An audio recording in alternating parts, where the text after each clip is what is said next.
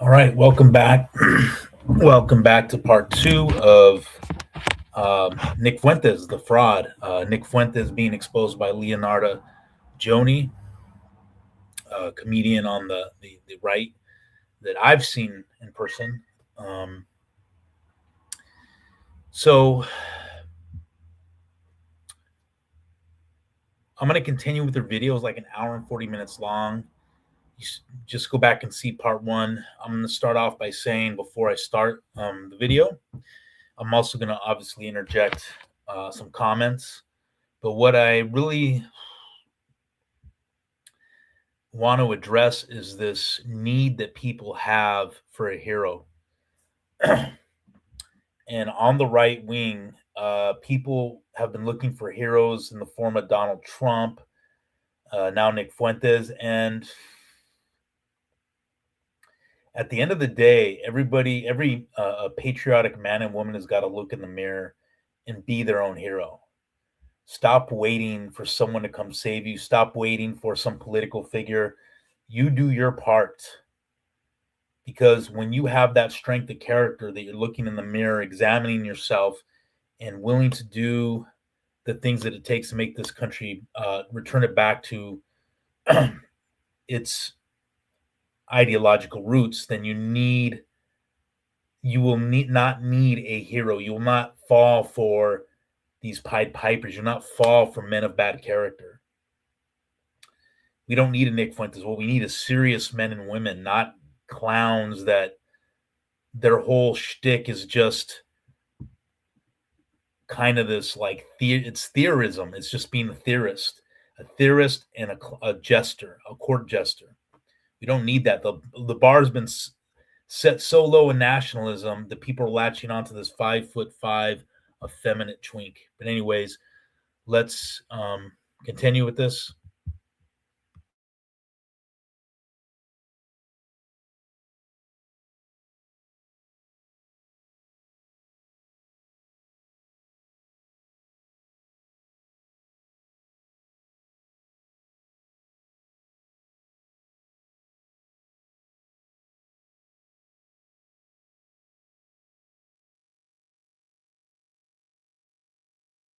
Hillary Clinton and Barack Obama. It takes 90 seconds for this NASA-engineered AC cool down your room. It's smaller than a toaster, cools any room in 90 seconds, and uses just a fraction of the energy of a regular AC. This incredible invention was built by two. Does that sound? Yeah, that's where he's getting his playbook from. He's probably funded by the same people. So this was it. This blew the lid because Dan basically gave to all of us who were having apprehensive feelings about Nick Fuentes. And there are a lot of people who've had apprehensive feelings about Nick Fuentes. At my comedy shows, I often see, and that's the thing. Don't go by apprehensive feelings. Use discernment, because anybody who's really in touch with their relationship with God through Jesus Christ, you're going to have the Holy Spirit, and the Holy Spirit will lead you to all truth. And it will tell you right away that this guy, Nick Fuentes, is a bad actor. He is not a man becoming, he's not a man becoming a Christian. His behavior is not becoming a Christian man, a virtuous man, a patriotic man, an American man. It's very evil behavior, effeminate behavior. And this is why it still boggles my mind how people even fell for him in the first place. And they're still nationalists that are trying to make peace and trying to have a unity with him. It's insane. This shows you how weak the nationalist movement is, that many are latching onto this 5'5", 125-pound twink as a leader of their movement.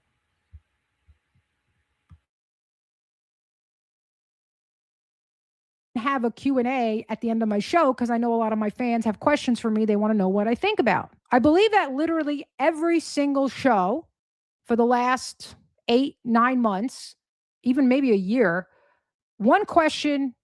two questions always come up. One of them is, how many do you think died in the you-know-what? And I can never answer that question because it's incriminating. And the second question is, what do you think of Nick Fuentes? Here's a clip. What do you think about Nick Fuentes? I always get this question about Nick Fuentes. I go 50-50 on it. I don't trust anybody in this game. Sometimes I look at myself and I'm like, are you Assad? Why do people want to know what I think of Nick Fuentes? Why is that a question on so many people's minds? I don't really get questions about what do you think about Trump, because I think people have made up their mind. I don't get questions about what do you think about Jake Shields, even though I've been on his podcast multiple times. I didn't even get questions like, what do you think of Roseanne? And I was on her podcast. They've been asked like, what was Roseanne like? But they've never asked me, what do you think of them? And what they're asking me is, do you think he's real? And when a lot of people have the same question about the same person, it's because they're getting a signal that something's off. Because with all the lies and all the deceptions that the demons pull, God is still king. Christ is still the ruler of the universe. He is the creator. Therefore, truth reigns. And he has programmed every single one of us to be able to detect bullshit. Now, your ability to detect it, I think, is going to be more or less broken by your own bullshitting in your life and how close you are to him. But the fact of the matter is, a lot of times when people are lying to you, a lot of people, they don't know why, but they get a kind of feeling like, I don't know, something about this feels off. People feel that way about Nick Fuentes, and there is a reason. And the reason is because he is a Pied Piper. He is controlled op. He is leading people down a path of a dead end at best, and at worst to their own destruction, but because he collects all the information of his subscribers and his donators and people that are in his group chat. That's like a perfect Mossad honeypot, by the way. If they ever want to do anything to these people, they have the information. So this started the war right here. And you will see that the way Nick responded to Dan is exactly the way he responded to Casey. The first thing he tries to do is to strike back, but it was like a weak child who throws a temper tantrum and throws themselves against a sturdy 300-year-old oak tree and just ends up hurting themselves. They're flailing about impotently, not able to really do any damage because Dan had spoken the truth. And Nick was trying his old narcissist tactics of attacking Dan's character, telling him he's stupid, trying to boost his own ego, and none of it worked, okay? Just like it didn't work against Casey, but even worse. And so he regrouped and came back with the most ridiculous lie, which we're going to get into. And this is the mark. This lie that I'm going to show you that is 100% a lie that Nick came up with is your 100% smoking gun that Nick Fuentes is a liar, a deceiver, a narcissist, and quite possibly controlled opposition and paid. And I'm not mincing my words because there is no doubt. Once he posted this, I was like, oh, yeah, he's not a 5D strategist. He's not some kind of intelligent political analyst who's planning 5 steps ahead. He is scrambling. And the best he can come up with right now is to lie. That means this person is desperate and they're trying to do anything and everything to hold on to the last images of his power, because what's going to happen when he ends up becoming a non-viable option for the controllers is they're going to destroy him. They'll do a controlled demolition. They'll reveal all the stuff they know about him. And then with that, they're hoping to destroy the whole movement. And you guys are going to see it happen. He's scrambling right now to hold on to the vestiges of power because he doesn't want all his little sex tapes to come out, which we'll get into. But here was his first response. Dan Bilzerian today says on Twitter, first he's telling us that the left is trying to kill right-wingers. Now he says to vote for the Democrat in Ohio. It's too contradictory. And it's like, Dan, I know you're not that smart, but it's really not that complicated. I mean, it really boils down to that. This is why they call us Goyim. Like, sorry, this is why they call us Goyim. I used to think low IQ anti-Semitism is just something that they said. I was wrong. Okay. I was wrong. because the check cleared. And they also showed me the tape. And I was like, okay, I'll play ball. Well, see, this is the thing too, is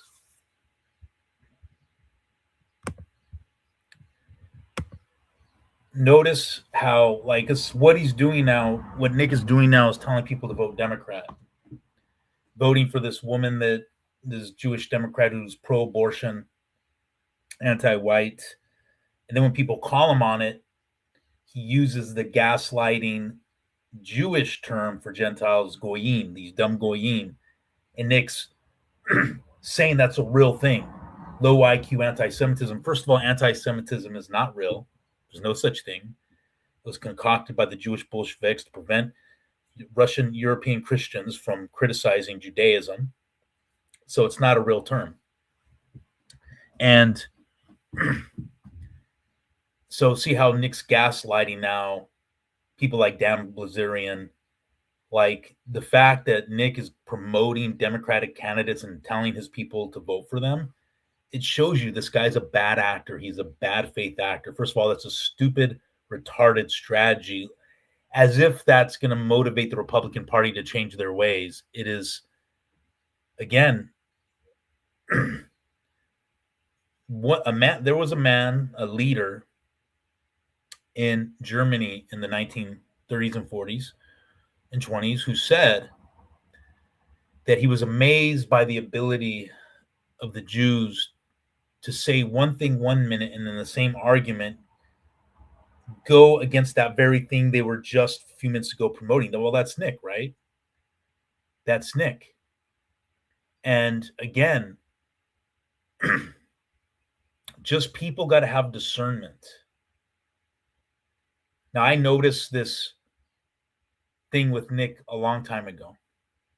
And again, if you have the Holy Spirit in you and you're a man of principle, you're not going to ever fall for Nick Fuentes. But these nationalists are still like trying to be wedded to him and ride his coattails because he has more popularity. A lot of them are scared just to go against Nick because they're scared of the Groyper army, which is really just an online bot army. All you got to do is turn off social media. The Groypers don't even exist. And Nick Fuentes isn't that popular. He's not that well known outside of social media. It's a boogeyman. And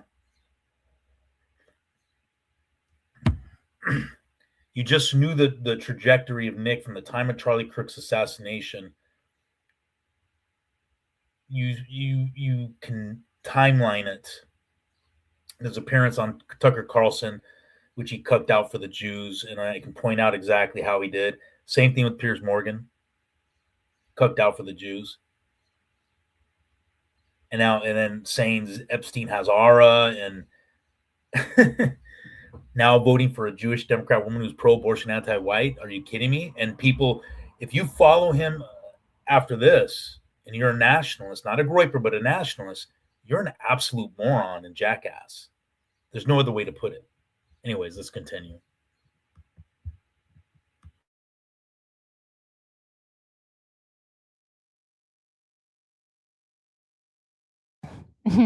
With your balls.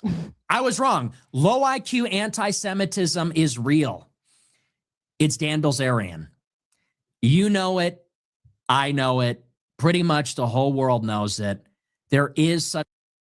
Everybody agrees with me. I'm right. I'm going to invent that. I'm going to speak in this calm voice that pretends that I'm not affected by this, but I'm quaking in my boots. I also want you guys to do a little study in physiognomy. Does this look like a face you can trust?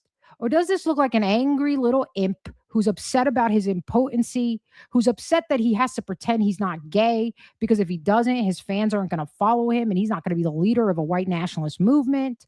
Does this look like somebody you want to follow into war? If it does, this is why people end up getting backstabbed and go, I never saw it coming. Such a thing as low IQ anti-Semitism. We have been seeing it. It has been out of control. It has been running rampant. And what do I mean by that? It's these people that all they know how to say is, it's the fucking Jews. That's all. It's like they're just pressing a button. They can't tell you anything about it. There's no depth. There's no complexity. There's no even real understanding. They don't know anything about anything. Who does this sound like? Does this sound like Tim Pool on my recent appearance? Okay, here we go. Tim Pool does the exact same thing to me. Boycott them. You can't just be like, oh, people are just crazy. No, they are, though. You can't just be like, oh, they're just seeing Jews everywhere. They are. When there is literally laws that protect Israel in a way that don't even protect Americans. This professional 32 TW SSD, capable of holding the entire collection of the New York Public Library, is something you won't find at Best Buy or any electronics retailer. Even if you were willing to drop $1,000, you couldn't buy it. But today, you can own it for the price of a single beer. Here's the deal. Due to the ongoing conflict in the Middle East and the crisis in the Red Sea. So he says the same thing. All these crazy, they're just like, it's the Jews, it's the Jews. Same dialogue. I'm telling you that Tim Pool, Ben Shapiro, Nick Fuentes, all came from the same school. That's why they all talk fast. They talk real fast. They try to throw you off the beam. They make these personal attacks. Nick's calling everybody stupid and they don't know anything about anything. Tim did that to me. You're stupid. You don't read. You don't know anything. You just talk on these points. You see these things. It's low IQ anti-Semitism. Same exact thing, guys. It's right there. It's in your face. Why is he playing both sides? First of all, why are you playing both sides? If you are this real hardcore pro-white anti-Semite, you recognize the power of Jewish supremacy in our country, why are you playing defense? Does this not feel like the same way that Tim Pool tries to, on the one hand, say it's wrong for Israel to do that, but at the same time call people crazy when they point out that Vladimir Zelensky is of the tribe? Just think, use your own brain. Don't outsource your thinking to me. Like, ask yourself, what does it feel like when I watch Nick do this? Does this feel like somebody who's on our side? Let me think about this. Somebody who's attacking another guy by calling him a low IQ anti-Semite and stupid because he points out factual involvement of Jewish oligarchy in the destruction of the world, of America specifically. That's who he's calling a low IQ anti-Semite. So use your brain, guys. Don't get emotional about this. Just use your brain. I know a woman is telling you to use logic and not get emotional. We're in a world of contradictions, okay? Everything's upside down right now. So let's finish listening. And I'm going to play more clips, by the way, where you see Flip-Flop Fuentes, and you can ask yourself, does this sound like a guy who's really on our side, or does this sound like a guy who's corralling us into a very particular place where we won't really be a threat to the regime? Which, by the way, this should be white pilling, not black pilling.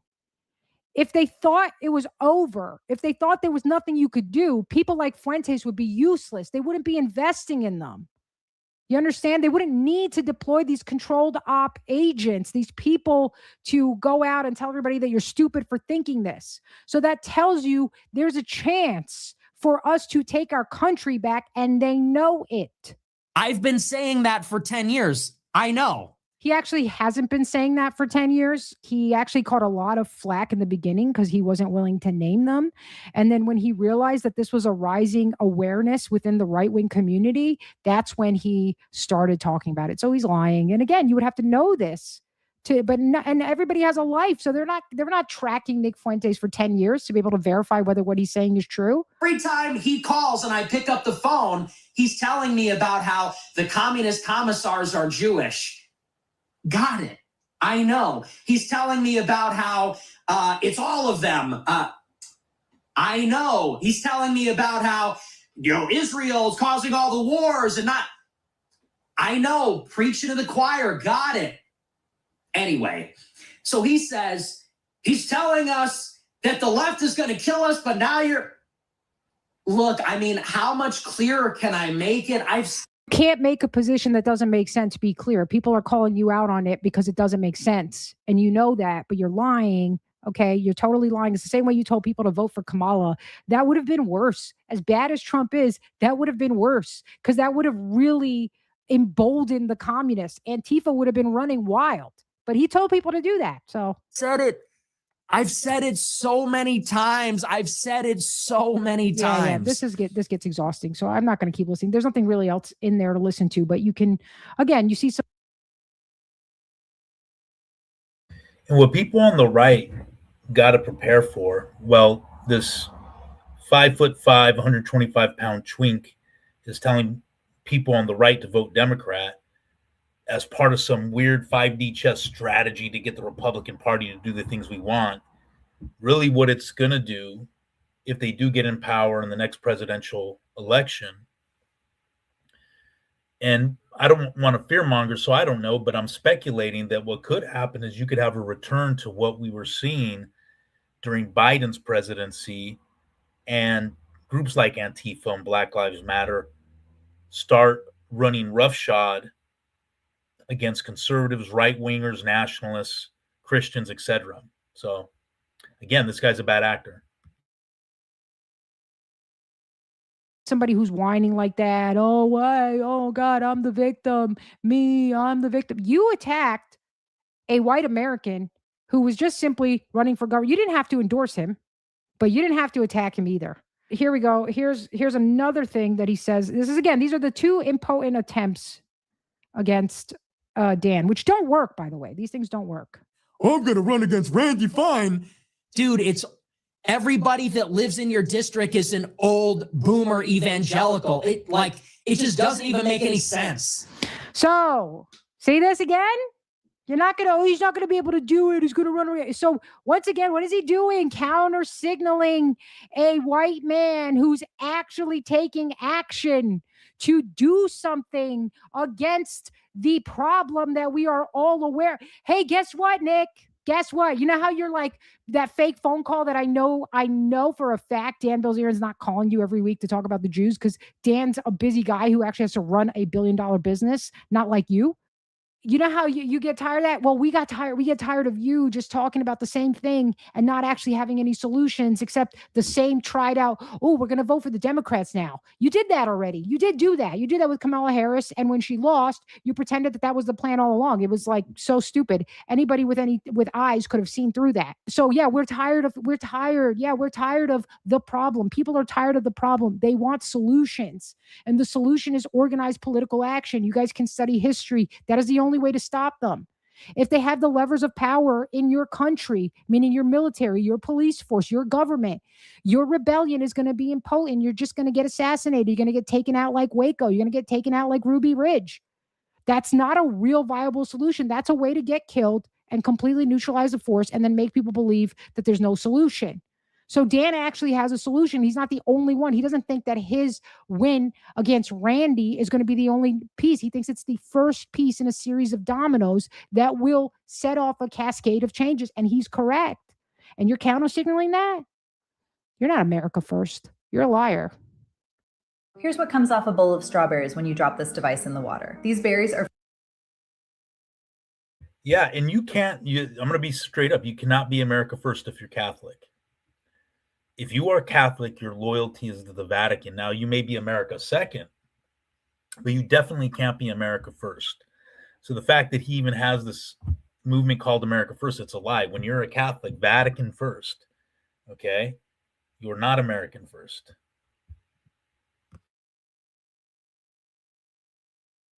Are fresh from the store and already rinsed under the tap, but within 10 minutes, the water changes color. What floats to the surface will change how you feed your family. My friend... So, no. There are now two tracks diverged, and honestly, it's a good thing. Let that be a magnet for every dummy. Let that be a magnet for every dummy. Hey, did you guys see the blinking? Did you see the blinking? That means he's lying. He knows he's lying. You see how he's not making eye contact with the camera because you are the camera. And when people lie, they don't make eye contact. So just pay attention to that again. This is not a good thing. He's lying. What happened right now is that there is a huge fraction within the dissident right that is opposing Nick Fuentes. And that's not supposed to happen. He's supposed to grab everyone. Dan Bilzerian and his supporters and the Groypers, they're all supposed to be under one umbrella. This is not supposed to happen. He's going to say, oh, this is a good thing. But watch him lie again. Just watch. Any sense. So, no.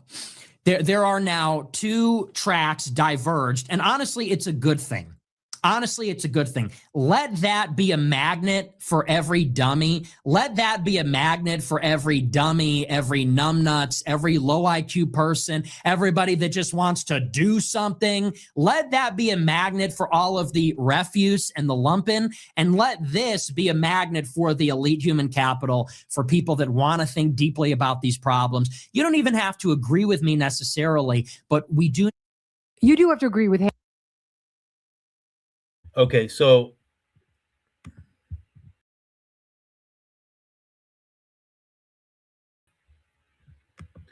notice what he said. Notice what Nick Fuentes said. He says he's mocking people that want to do something. This is why Nick criticizes anybody that actually takes action. Patriot Front, Thomas Sewell in Australia, labels them as feds, fed jackets them without any evidence. Why? Because people that do something are contra, are actually the opposite of Nick's whole philosophy, which he just said, no, let all those people that want to do something go to that side, the Dan Bilzerian side, and let us, we're going to be the deep thinkers. We're going to think about things. Well, that's just theory, right? Those are the theorists that all they do is think themselves. They wrap themselves in pretzels. They have these complicated, convoluted theories on how to fix things, but they actually don't do anything. Why? Because Nick Fuentes is a bad actor. He doesn't want people doing anything. Why? Because people like him can't do anything. He is a weak leader. He's not a leader, really. He's just a weak, effeminate man who is good at orating, who is good at talking, who is good at theorizing. And again, once upon a time, a great leader said that theorists are useless to the cause. They're useless. And so notice, that's why he goes after anybody that does anything. Anybody that does anything in the community, does anything positive. On the right, he mocks him. He mocked Arvel, who's building a community in the Ozarks. Again, Thomas Sewell of NSN Australia, Patriot Front. I mean, Patriot Front does a lot of good work. They went over when they had the hurricane in the Carolinas. They went over there and were helping people. But this despicable, weak man, Nick Fuentes, mocks people that do something. Notice how he said, let them that want to do something go that way. We're going to be deep thinkers. So all you're going to do is think and theorize. This is what Nick Fuentes' movement is, just thinking and theorizing. And it does nothing. Throughout history, men have did things to change their country, to bring their nations back from the brink of just collapse or whatever, or subversion. They had to do things. They didn't sit around talking about it. All right, so let's go back.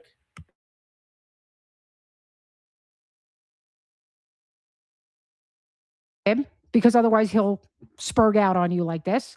And what is his solution? We're going to have a divergence. We're going to have a divergence between people who want to take political action and people who want to sit in my basement with me and think deeply about the problem.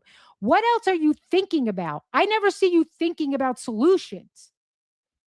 I see you putting people down, mocking people, joking about minimizing pedophilia, and then also saying Christ is king, which, by the way, total contradiction.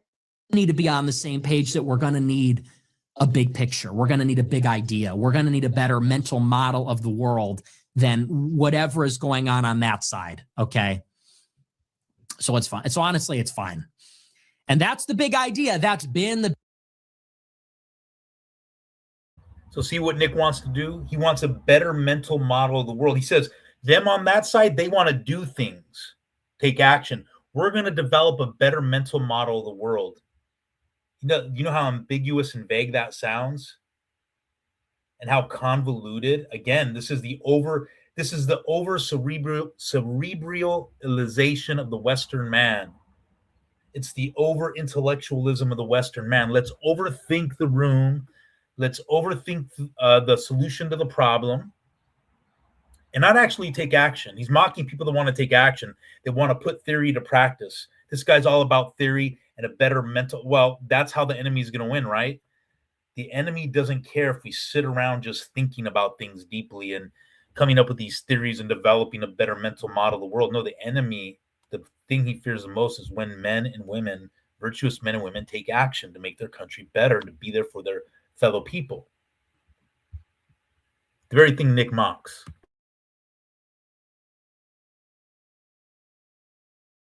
Big idea. I've been saying it for a long time. The big idea is we're all going to sit together, we're going to think, and ready, we're going to come up with a different mental model of the world. You hear, this is what liars do.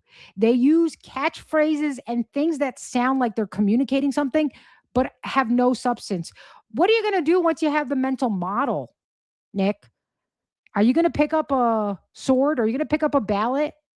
What are you going to do? What's the plan after that? After you get your mental model all sorted out and you've thought about it, you've pensively applied your big brain, because nobody's as smart as you, by the way. Notice everybody who thinks like Dan is stupid. Everybody who wants to go that way is stupid. That's all dumb. Classic narcissism.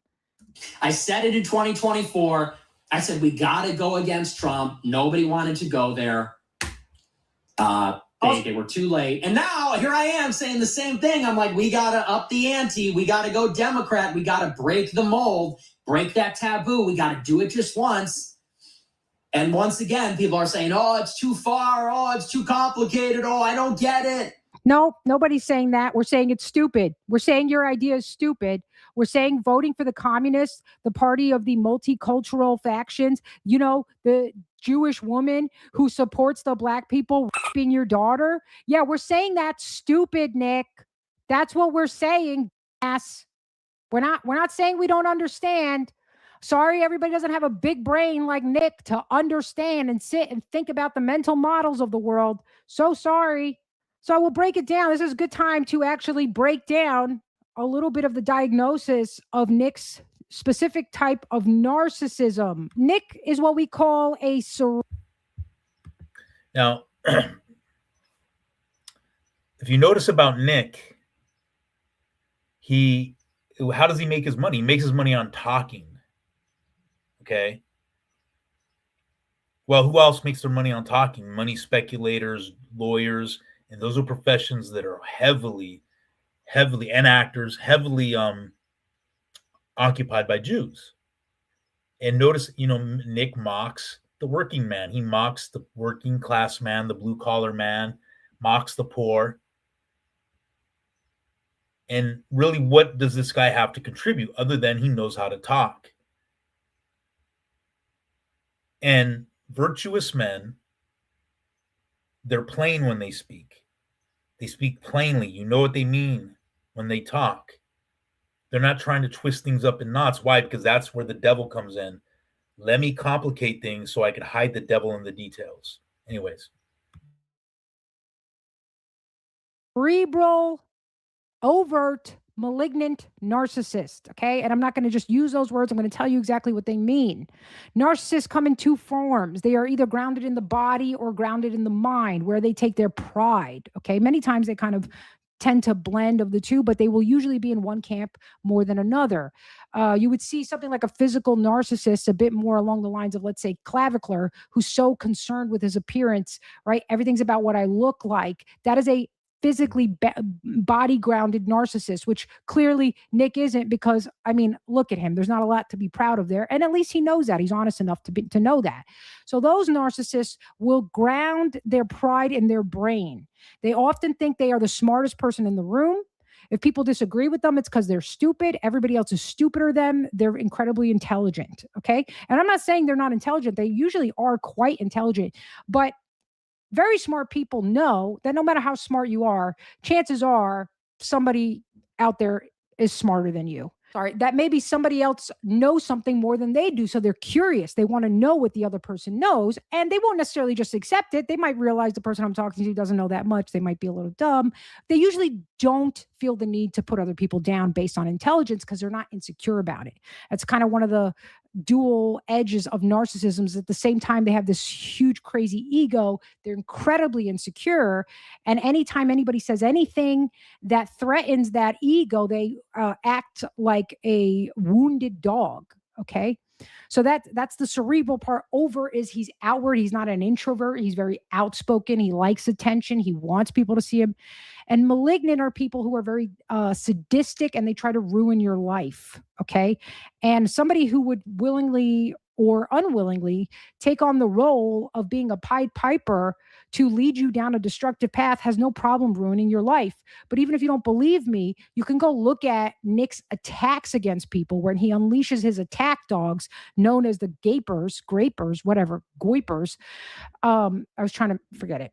Anyway, you can tell that he is incredibly sadistic and he has no problem hurting people. So that is completely incompatible with the Christ is King, right? He's out here saying, oh, I'm Christ is King, I'm a Christian, all this stuff. And what does he do? He lashes out at anyone who, he told Casey Putsch, rest in piss, because Casey pointed out that he lied about Casey being on the ballot. Does that sound like a Christian? No, it sounds like a malignant narcissist. Okay. So he's going to lash out regularly at the smallest perceived slight. He even attacks his own fans. Remember when his number one fan was called AF Deplorables, and he was the guy responsible for making almost all of Nick's clips for about a year, I believe. He was his number one supporter. He brought him tons of views and money from his clips. And he did a CNN interview where he did not claim to represent Nick. He very clearly said, I'm doing this on my own. And Nick unleashed all hell on him. Now, you would think that the other groypers, when they see this, they would go, what the hell? Let's get away from this guy. But that's not how it works when you're in a narcissistic system. In a narcissistic system, everyone is afraid. Everyone who's plugged into that system is afraid of being attacked by the narcissist because they can be so vile, they can be so cruel, and they shut you out of the whole group, right? In this case, his little groypers.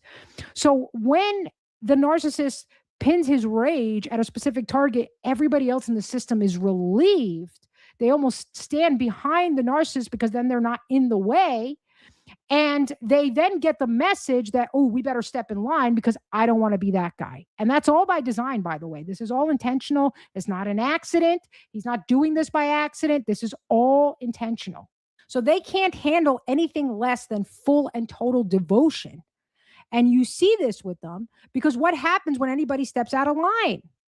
They get blocked. They get called all kinds of names. They bring up anything from whatever they did in their life and use it against them. So now let's take a look.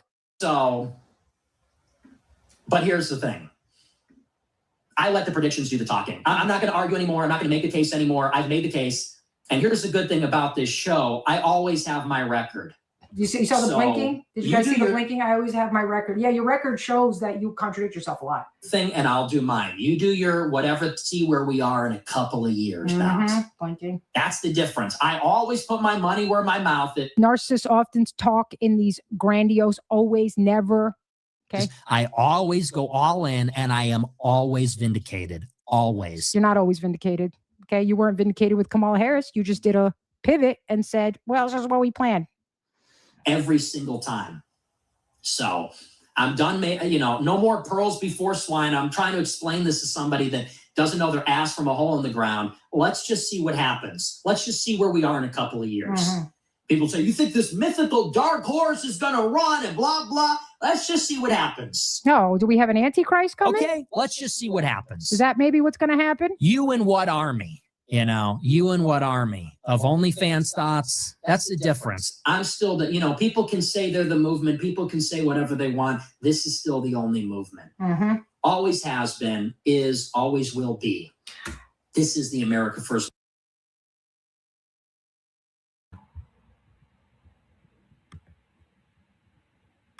Look at that arrogance. I mean, is that a Christian man talking about this is the only movement? It always has been the only movement. It will always be the only movement. Like the arrogance of that statement. I mean, you talk to you see the Groypers online, and they'll say, yeah, Nick Fuentes there's nobody else who's a leader of America first. First, he didn't coin the phrase. The term America first has been around for a long time. And there is no movement. Nick doesn't have a movement. All it is his podcast with, I don't know how many people he gets that listen on a live stream, a few thousand probably, I'm thinking. In the big scheme of things in America, that's not that many people.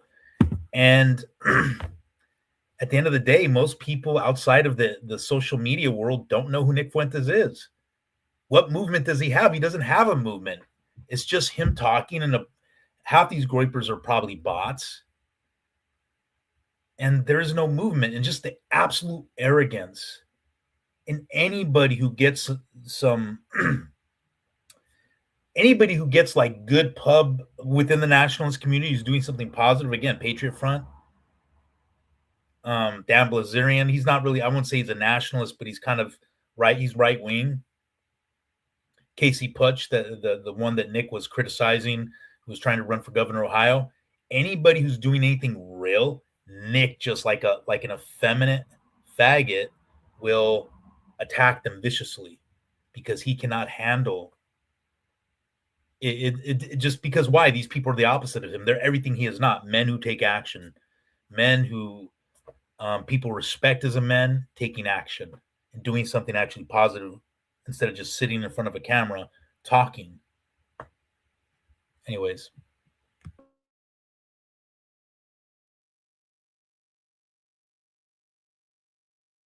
Movement. Everybody knows that. You have no army. You have nothing. You have no ideas. You have nothing. You are nothing. My father grew up under Nazi occupation and a civil war. He taught me you can't negotiate with cruel.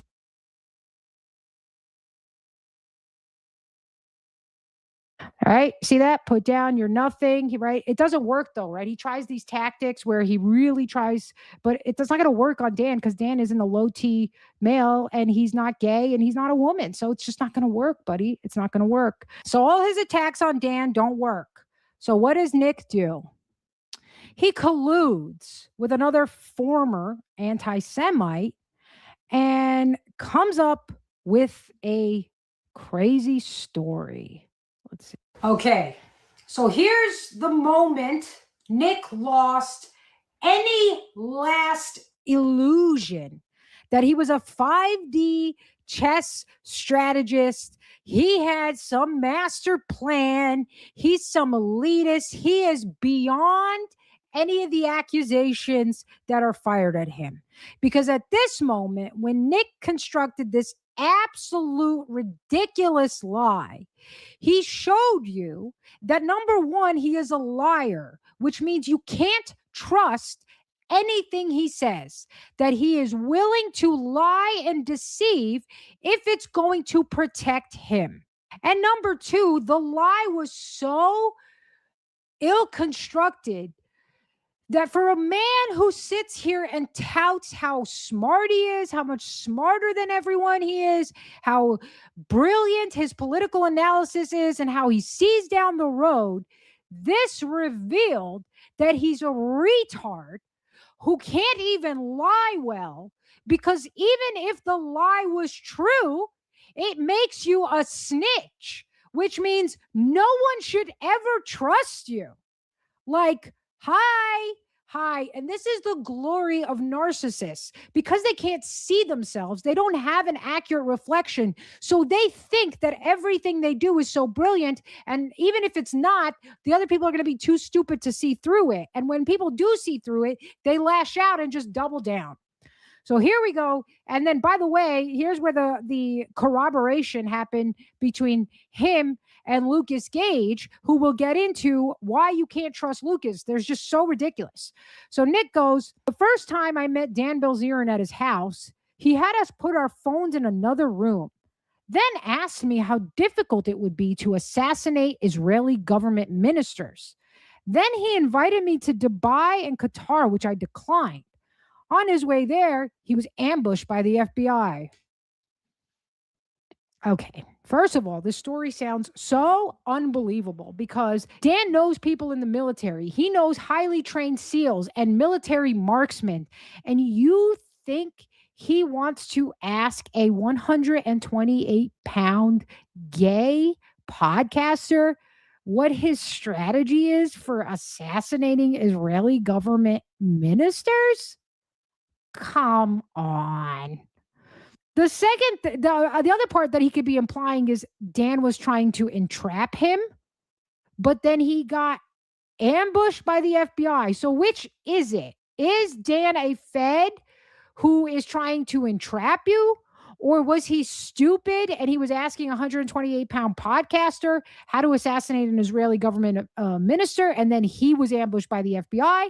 And then also, it's curious that he would get ambushed by the FBI right after talking to you about that. Do you have a connection to the FBI? See how it falls apart? He walked me and Jake up to that room with the batting cage. You see how they add too much detail. Liars always add too much detail. It's their way to sound believable. It's a telltale sign of a liar. We put our phones on the couch and went up to that secluded room with the big TVs. There's the detail again. He asked me about where Ben Shapiro lived and how he could be taken out.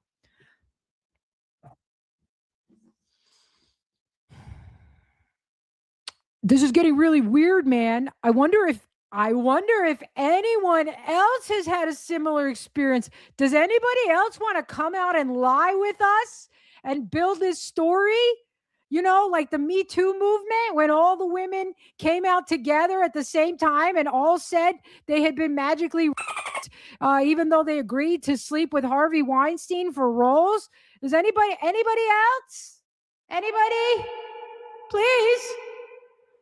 Seems like his move was to invite all the prominent JQ influencers to his place in 2024, 2025. Maybe the whole thing was like an Epstein-style honeypot. I just thought he was really dumb. Lucas, I've only told one person about this, and they can confirm. It was the only weird thing about that trip. I'm glad Lucas said that he only told one person about this. I'm glad. Just pay attention. He said he only told one person, okay? So this is the thing about liars. Liars can't keep their story straight. So in his initial text where he responds to Nick, he says, I only told one person. And he says it again later. I only told one person. Then later that evening, he goes into a Groiper space because he can't help. He loves attention. And he says this. If Sam's like, no, there's no way this one, because we always talk about different people. So I may have told Sam, but Sam is part of that crew now, so I doubt he would ever say anything. But so there's only 3 people I think I've ever told. And the one person I did tell, he knows, and I spoke to him about it. Now, there's only 3 persons I've ever told. It might have been Sam Parker. That's who he's identifying. But Sam's not going to tell you because he's part of their crew, so he cuts that one out. But you just said there was only one person. Okay, cool story there. Okay, there's more though. There's more reasons why you cannot trust Lucas Gage. Okay, and this one's real spicy. And I know this is a long episode. Pause it. Come back if you want to, but I'm telling you, this is some spicy shit that is foolproof. You can't trust these people. They're liars. They're chaos agents. They're here to make you feel helpless, like there's no hope. Okay, that's not what I'm doing. I'm trying to show you who the liars are so that you can get away from them and go to what's true. So here's a post that came from a guy named Scott Roberts, and then I corroborated what he said, and it's all true, okay? He said, every once in a while, popular anti-Semite pulls a completely unnatural 180 and suddenly starts pretending they were wrong. This could simply never happen without the person having an ulterior motive. It's an unnatural regression, to say the least. It's not 5D chess by the individual in question, and it's definitely not the result of progressing to a higher truth. The truth itself is anti-Semitic. It's the Jews' way of making it appear as though a person could evolve beyond blaming them for everything they are doing, so they convince a popular anti-Semite to publicly denounce anti-Semitism. I have witnessed them do this many times over the last 2 decades. It's nothing new. However, in Gage's case, he has now done it twice. He's definitely the first ever in that regard. So any benefit of the doubt or thoughts of some master plan by him was lost long ago. The first time he pulled this crap. In fact, Lucas is not even his real name. He changed it after his last 180. When he first came on the scene well over a decade ago, this was about 2016, and he posts links, and I checked them out, and you guys can check them out. I'll post them in the description. He joined dozens of my live stream. I still have copies of them. We'll look at. I queued up some clips real quick. He was really knowledgeable and quite good right from the beginning. Does that sound like what it was like when Lucas came on the scene on Twitter with all his anti-Semite ridiculous things that he was doing? I mean, he came out of nowhere, but was well-versed and well-spoken as soon as he showed up. So I was happy to have him join my podcast. Then he pulled his first 180 out of nowhere and started, you guessed it, denouncing anti-Semitism. This was my response to him back in early 2016. I did watch that also. But he basically did the same thing and disappeared not long after. He went from joining my live streams on a regular basis to condemning anti-Semitism and refusing to speak to any of us. Okay, people come and go. I've seen this play. I denounce anti-Semitism on the way out, and usually they are never to be seen or heard from again. But obviously, Angelo, that was his name, Lucas was the exception, since he came back with his new name as suddenly as he left and somehow managed to gain a rather large following in no time, whereas the rest of us old vet anti-Semites were never allowed to obtain a large following. He may have changed his name, but was back in 2014 form. So I figured that whatever he was going through, he finally came back to his senses. Not that he surprises me since he did it before, but you try to give people the benefit of the doubt. I never saw anyone pull this same shit off twice until now. And that's because Lucas has recently come out and denounced his anti-Semitism and did these interviews with Jews and saying how he was wrong. Same exact playbook. This is an unnatural aggression, but not unprecedented. Not even when it comes to Lucas Angelo himself, as you see. Okay. So, and I have quote tweeted this to Lucas. I've tagged him. He doesn't respond. So that shows you that this person's not credible because they did this before. They changed their name. They come back and they're doing it again. This person will say and do anything. Already, credibility destroyed. Goodbye. Done with this guy. Yeah, then he brings up Adam Green as his corroborator, and the whole thing is like... All right, I think she starts talking about Adam Green here, and Adam Green, to me, is one of the most subversive figures on social media. His whole motive, and he's gained a following among white nationalists. I don't know why. Why? Because he does expose a lot of Judaism and the Judeo mindset and the Judeo worldview. But I believe his sole purpose is to destroy and deconstruct Christianity. He goes after Christianity with a fervor. And I believe he's way harder on Christianity than Judaism.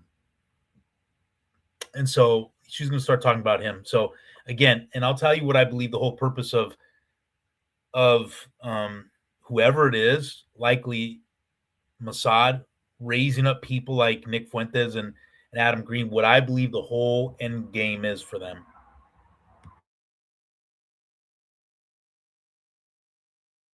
He told Adam Green, and Adam Green can corroborate. Like you couldn't tell Adam a lie, number one. And number two, you've been cozying up to Adam Green, talking about Jesus was a Jewish psyop.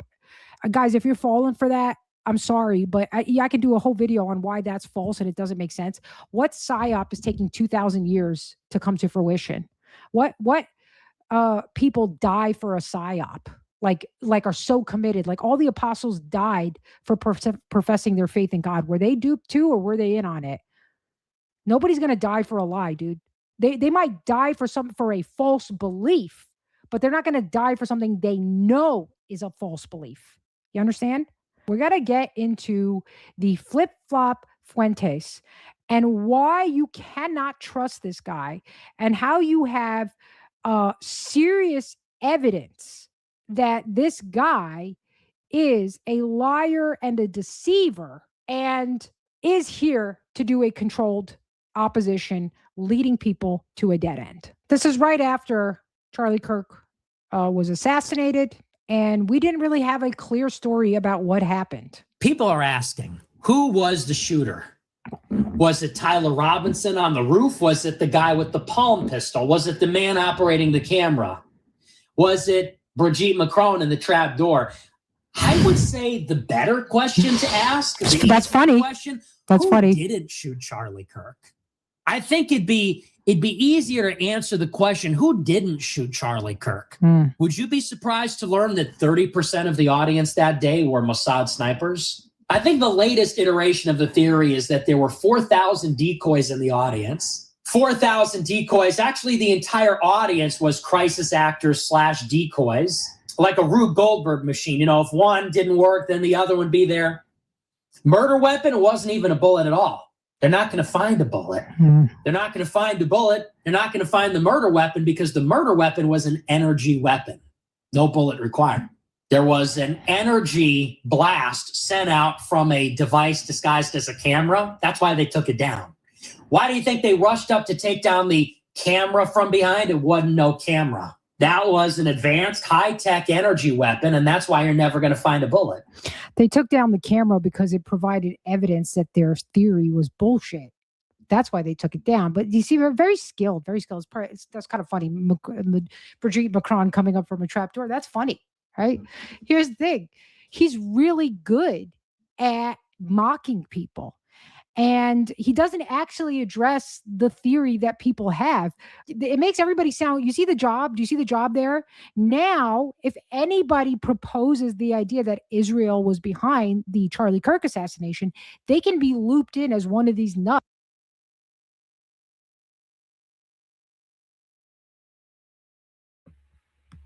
Yeah, Nick went, I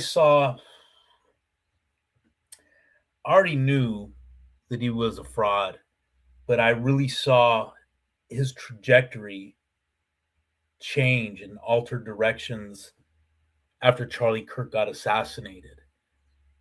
Could it be he got scared and he got the call and was warned? He did say a lot of leftists contacted him after that, and that they told him, you better calm your people down, because that galvanized a lot of us on the right to want to take action. And I saw on Nick's video podcast, one of the things that was crazy was he says, hey, no, we're not going to do anything. He was like telling people not to take action, but like in a general sense. It's like he was like trying to neuter any type of backlash the right was willing to give the left over this. And then he was saying, oh, well, we, don't you dare think that we're any different than them. He's talking about these leftists, these Antifas, Black Lives Matter, these Marxists. Don't you think we're any different than them? We're the same as them. We're all just vile sinners and just this. I was like, wait a minute. If we're the same as them, then what is this whole fight for? What is this whole fight for? That we're no different than them? No, we are different than them.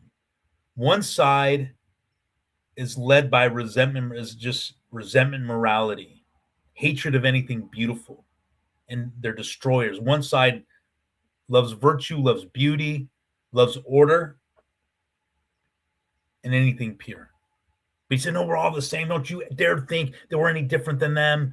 And it just totally, like, he totally poured water on any fire that was rising up on the right. But anyways,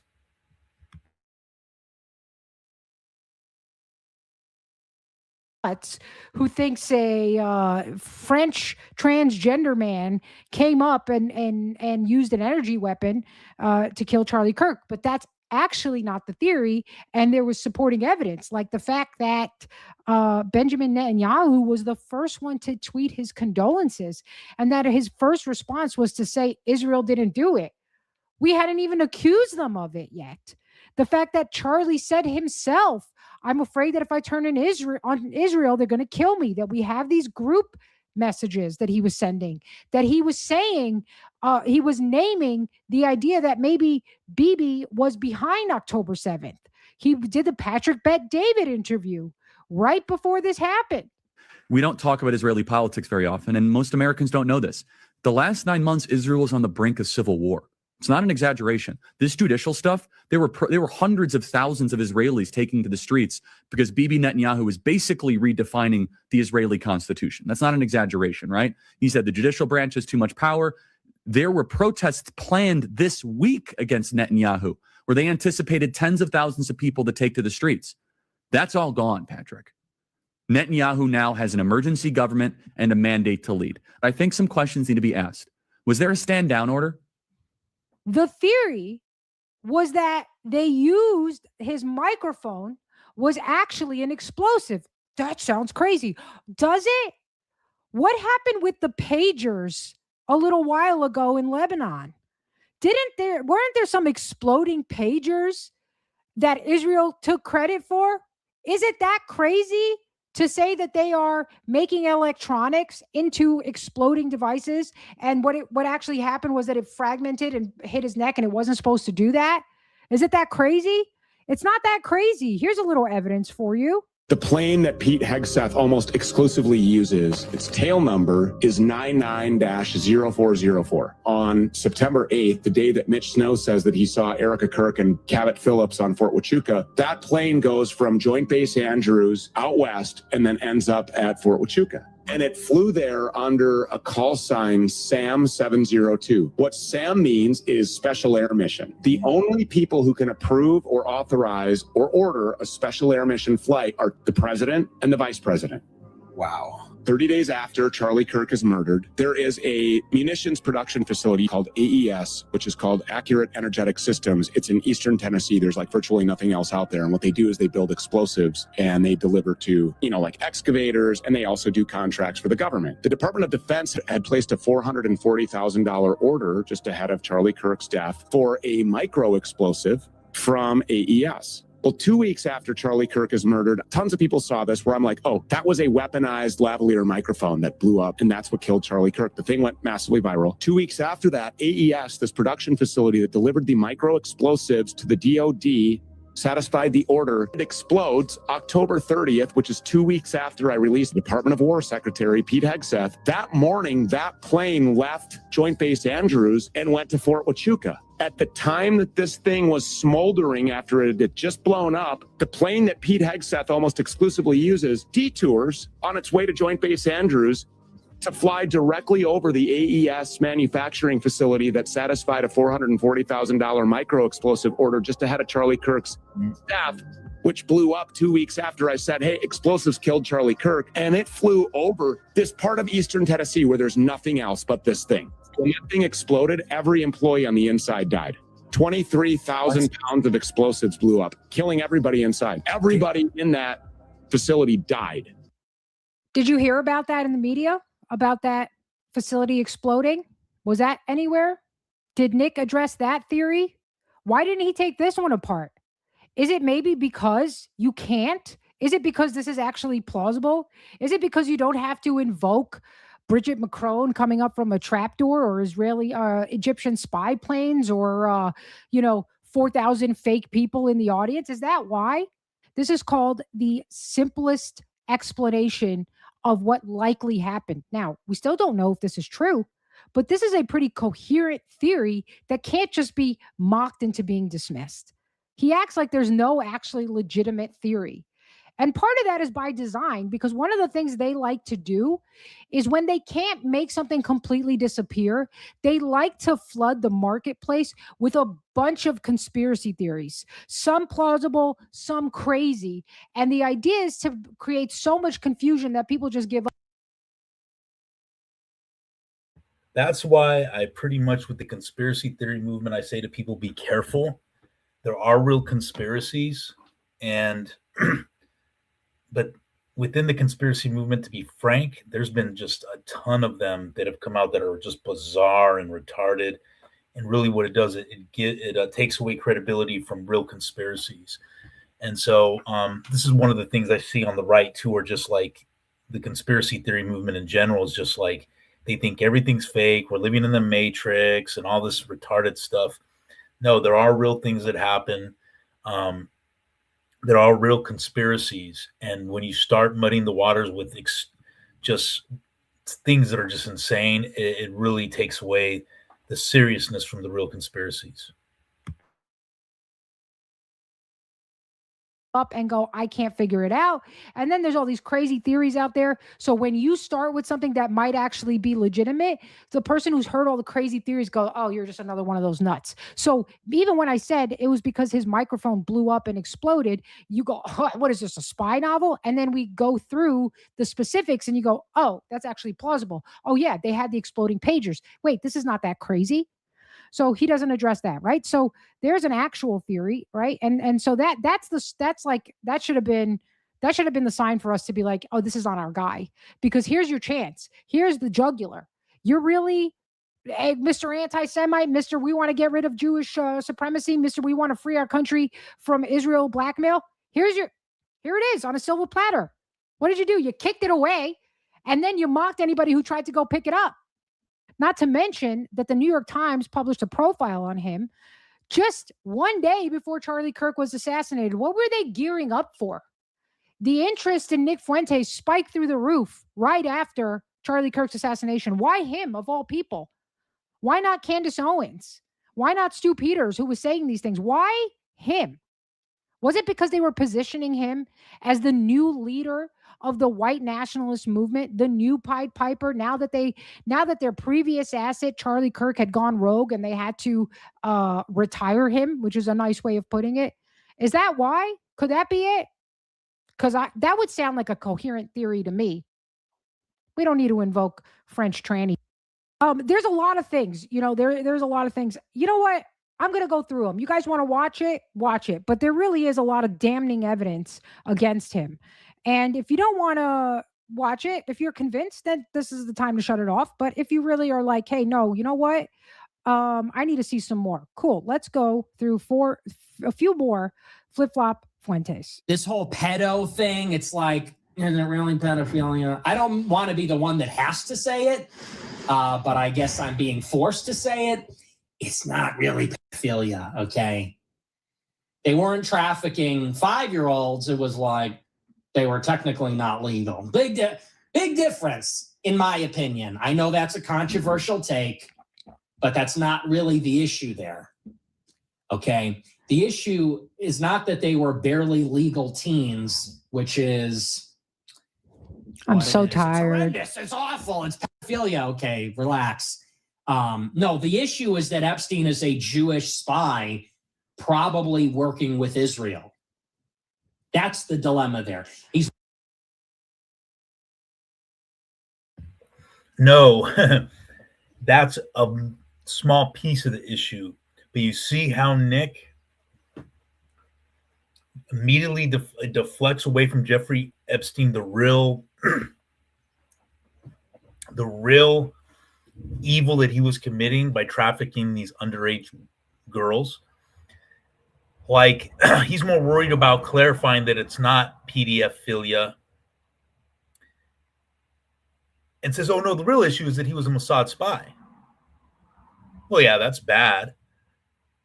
But no, the real concern is the fact of him trafficking young underage women. And there's no, like, it's just amazing to me. And in real life, outside of the internet groyper world,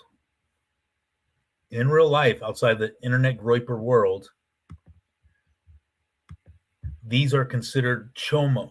Now, that is a term used in the streets and prison for any guy that has what they would call bad sex charges.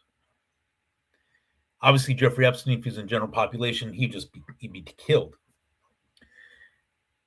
And if Nick or any of these groypers in real life, among real men, said that Epstein had aura, I mean, just imagine that this guy Epstein trafficking underage girls, and then Nick's and his groypers supposed to be Catholic, Christ is king, and they're saying he had aura. Not only that, but going so far as to sell quarter zips, Jeffrey Epstein inspired quarter zips and merchandising money off Jeffrey Epstein, and saying and justifying what he did, but saying, oh, that's not really pedophilia.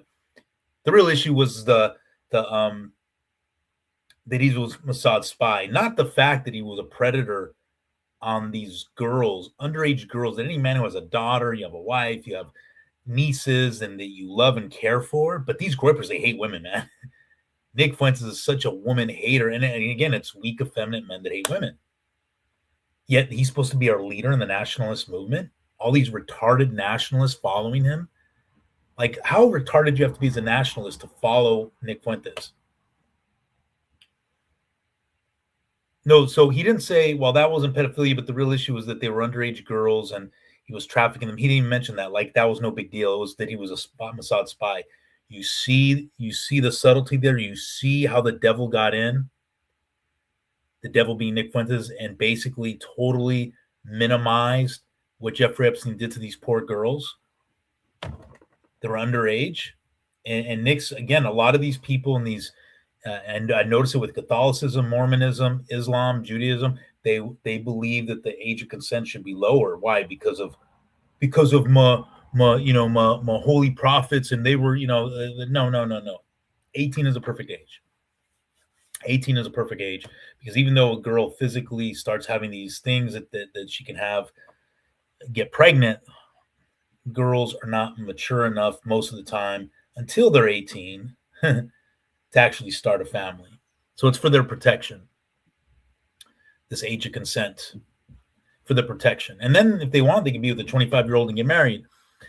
But scumbags like him and his groypers, they hate women so much. Why? Because they're these 5'5", 125-pound twinks normally, basement dwellers that cannot get women, cannot have a normal conversation with them. And see, Jeffrey Epstein, a man who had a deformed penis, who had to resort to sex trafficking to get women, that's Ara with these creeps.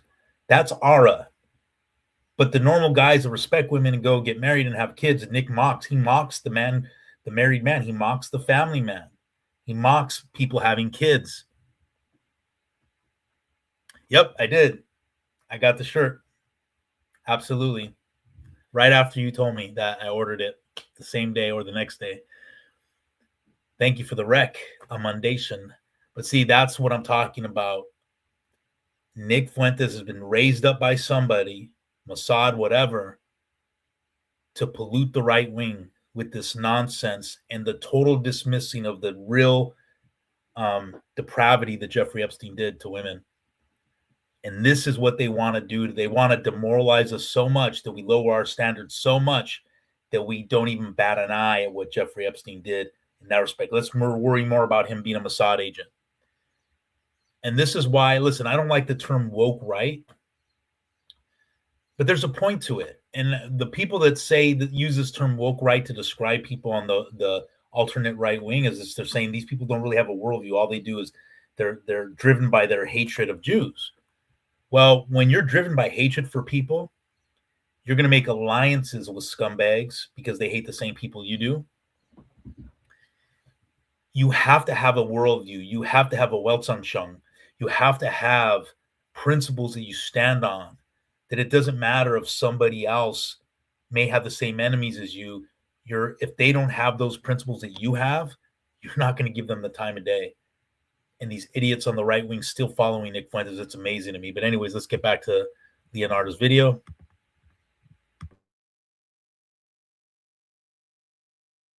Working with Israeli intelligence. Doing what, though? He's working with Israeli intelligence doing what? If he was getting our officials to sleep with girls who were just, I don't know, barely legal, it would be a bit of a scandal, for sure.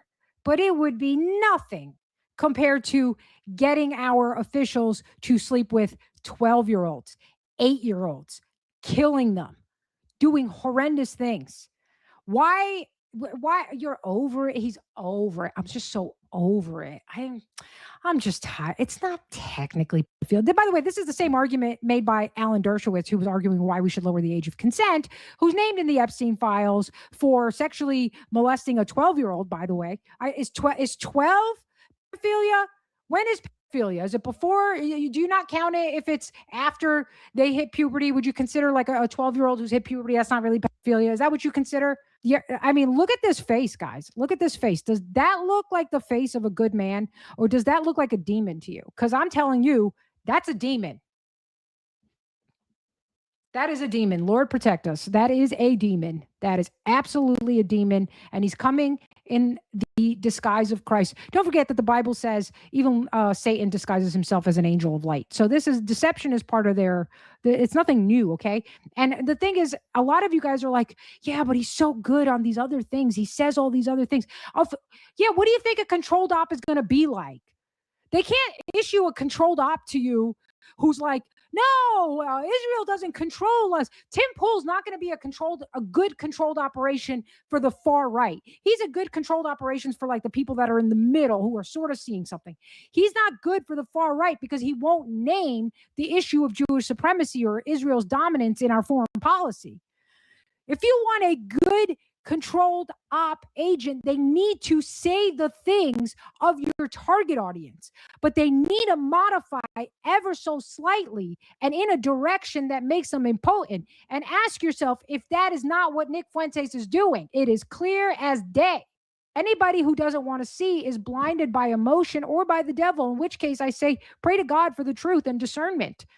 Discernment is a fruit of the Spirit, and only God can grant that to you. So pray, because that's the facts. So in the two cases where you could have went for the jugular of your supposed enemy, you backpedal, you say, oh, yeah, all those crazy conspiracy theories about Charlie Kirk. It wasn't technically a pedo. Then you start selling Jeffrey Epstein merch. You start selling the quarter zips of Jeffrey Epstein with the J-E on it. And you start talking about Jeffrey Epstein had aura. What are you doing there?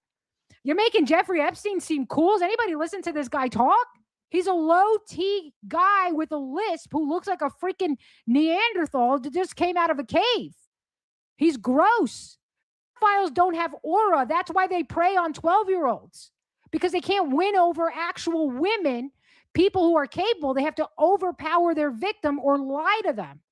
That's what losers do. Have you seen what pedophiles look like? Jeffrey Epstein just happened to have money. He's ugly anyway, but most pedophiles go turn on To Catch a Predator. They're fat. They're sloppy. They're gross. Some of them might be groypers.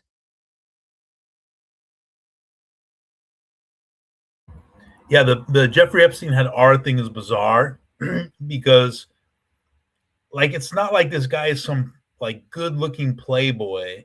The guy, like Leonardo says, looked weird. Apparently had a deformed penis. Couldn't get normal women, so he has to prey on these underage girls by offering them money and careers in modeling, I believe. And the guy, again, he talks weird, and this guy has aura. It's bizarre, man. What world are we living in where a pedophile trafficking these young girls is called like that he has aura? That doesn't occur to normal people. But this is exactly what Nick Fuentes says about Jeffrey Epstein and his Groyper army does. I'm just, we're in bizarro world here. Now, if these people, these Groypers, Nick Fuentes said this in real life to real men, they get beat. I mean, it's just bizarre, man. That's why I say that this isn't organic. That Nick Fuentes' rise to social media fame is not organic. That's not something that the Jeffrey Epstein has aura thing is not something anybody would normally come up with. There's someone pumping that into him to put that out there. Why? To desensitize us to that very thing, to desensitize us to sex trafficking, to underage girls being preyed upon, to pedophilia. Because the whole goal of the synagogue of Satan is to demoralize our culture, make degeneracy normal and celebrated, which it already is, but the final frontier for them to conquer in that respect is pedophilia.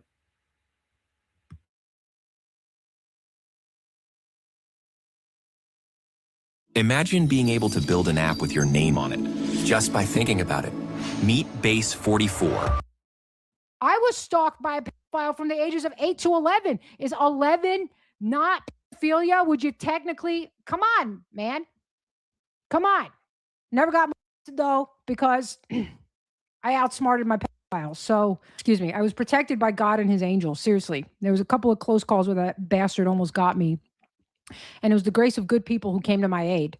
But this was a real story in my life. And it was I used to have nightmares about this for about a year and a half after the guy got arrested because he didn't pay his rent, or he got kicked out because he didn't pay his rent. And then we moved. But I had nightmares that the guy found me in our new place, was stalking me. I mean, it was a problem, dude. The other kind of cover they tried to run for him, which we saw a lot of, by the way, in the pedo elite, was that the photos were photoshopped and that there was no evidence. By the way, very, very Jewish defense. There's no evidence that there was any wrongdoing. Okay. They're just talking about eating beef jerky and grape soda. And the French dude sent Jeffrey Epstein 12-year-old triplets for his birthday. It's in the email. Come on, bro. It's just denial, lying, blatant lying, because they're hoping you're not going to check the sources. You're just going to be in his cult of personality. You're going to be so enamored with how funny and quick-witted he is. He's on your side. He's one of your guys. That's the most dangerous kind of enemy to have, by the way. The one that's pretending to be your friend. And ask yourself, what other people you know who do this, who pretend to be part of your group and end up destroying it from the inside. Ask yourself. Just think, And I'm not saying he's one of them, but it doesn't matter. It doesn't matter because we don't oppose this group just because we hate this specific group. That's not what it's about. It's about their behavior. They act in these destructive ways. So I don't care if you are genetically part of their group or not. If you're acting the same way, you're the same enemy. You're the same problem. So here are these pictures, Jeffrey Epstein with girls clearly underage girls on his lap. Do we see that? Okay. You're going to that's not normal. Why are these grown men interested in girls that are not their relatives? What? That's weird. That's weird, dude. That is weird, especially when you got emails saying your littlest one was really naughty. What do you need? You need him to say, kids? Come on, buddy. There he goes, selling his quarter zip. He's so proud, right? This is the rebranding of Jeffrey Epstein, right? There was emails where they tried to get Steve Bannon to save Jeffrey Epstein's reputation. And what do you know? It was better to get a Fed Fuentes to do it. Awesome. Yeah. So here he is. He's going to start now. He's like, he's going to start. Rich Buyer sent $500. Raise the group chat to $1,000. Whoa. Thank you for the huge super chat. Maybe we'll do another tier. Who's sending him $500? Who are these people? You guys ever wonder, do you just accept the story that it's really like these fans who don't have jobs? What young kid is sending $500 to I've had some very generous group chats, super chats. It was $100, which was a lot. I was like, and I immediately shouted the person out. They were a real person. They were a profile. I felt like I can't take this, dude. What are you doing? But he was just supporting me. That was $500. Come on, guys. Think. Introduce another tier where it's $1,000 a month. Because, $100 a month is good, but it's a lot of people. It's a lot of people that are in it. That's good. You want that, but I know some people want a more curated experience. So maybe we'll create another tier. Maybe we'll create a secret club. Mm-hmm. Not secret. Oh, I like that. Yes. Yeah, I like that. Oh, look, there goes the hand rubbing. Maybe we'll create a little secret club. Yep. There goes the hand rubbing. Okay. Their instincts, they just kick in. So he charges his fans $100 a month to be in a group chat with him. That means he's got all their banking information, their address, all this stuff. They got to put it in. He's got it. The most dedicated fans, the people they want to pin stuff on. Okay. And now he's going to do a $1,000. Cool, bro. Cool story. Okay. And now let's go watch Flip Flop Fuentes. Remember the supposed number one anti-Semite enemy of the Jews. That's what they want you to think he is, right? Think about that sentence. How insane is that? Tucker is like a full-blown Hitler worshiper. Honestly, the blood guilt is a little extreme for me. Tucker seems to be he seems to be like a Marcionite. And I don't even know if he's against blood guilt because it seems like he just hates Jews in Israel too much, even for me. Tucker's like a full-blown Hitler worshiper. Candace Owens is a full-blown. Look at the false accusations that Nick is leveling against Tucker Carlson. And I like Tucker Carlson. Just because you criticize, and first of all, Nick has said crazy things about Jews, right? All Tucker Carlson has done is say what everybody's saying about Zionism, about Israel not being a benefit to America, and Israel being this warmongering nation that is genociding Palestinians. How does that get translated into that he hates Jews? Let's see what Nick is doing. Again, this is what, false accusations, slander. The Bible even talks about it, bearing false witness. And this is supposed to be a Catholic. Okay. Let's listen. Anti-Semite. Even I thought you were the guy who was willing to name the Jews. I thought that was you. Okay, let's do a little side-by-side comparison of Nick when he goes on a huge show with Piers Morgan versus when he's with his fans that he's trying to impress. Okay, this is his public-facing person versus when he thinks it's just the boys.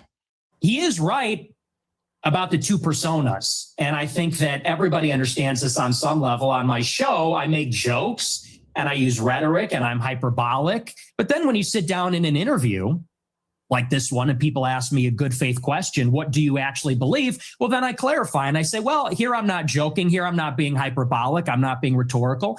I'll tell you precisely what I believe. Like you actually said earlier that you think that the Holocaust is objectively wrong. Would you say if it happened? If it happened at all, by the way. But yeah, okay, let's so theoretically. What the fuck? In theory. Hey, no, I'm kidding. Of course it happened. Yeah, dude, Nick, what the fuck? Bro, would you say all things considered that the Holocaust is wrong? If it were real, yes. Yeah. Oh my God. It is. And it absolutely you're is. So spineless. How the fuck can you sit in front of 45,000 people and say that the most well-documented thing that has ever happened in history might not have happened? The Shroud of Turin is a more reliable standard for evidence than the 250 independent sources that would justify. How many people do you think died in the Holocaust? How many Jewish people? I don't know. I'm thinking maybe 7 million. What's the number? 6 million.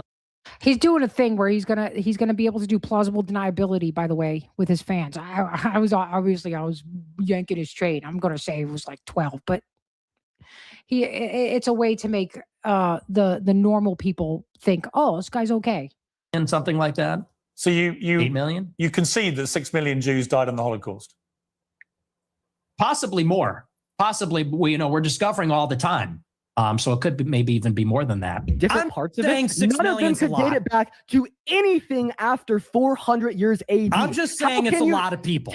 Just to confirm what I think you told me, you do now accept that at least 6 million Jews were killed in the Holocaust. Well, no, I said it could be. It could even be higher than that. Well, it could be higher. That is true. I think it's at least. But you accept you're right. It is at least. Oh, it's at least 6 million. All I'm saying is that's a lot of bodies. Unless we forgot the technology to cremate them.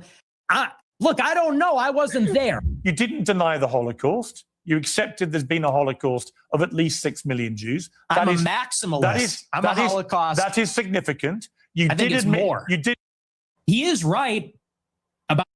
Okay, so there we go. There's your flip-flop.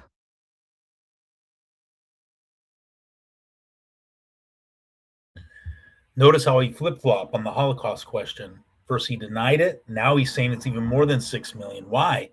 Because he was on Piers Morgan. Now this is after the Charlie Kirk assassination. He starts going on Tucker Carlson, Piers Morgan. Why? Because he wants to build up a bigger following. Because he knows that there will be a lot of people turned off by his denial of it. Now, my view, I do deny it. I am a Holocaust denier because I've done my research on it. So many things about it have been found to be false. The lampshade thing and, masturbation machines, just a lot of stupidity. Well, why? Because once you get these lies, you have to question the whole scenario. Now, were there people in camps? Yes.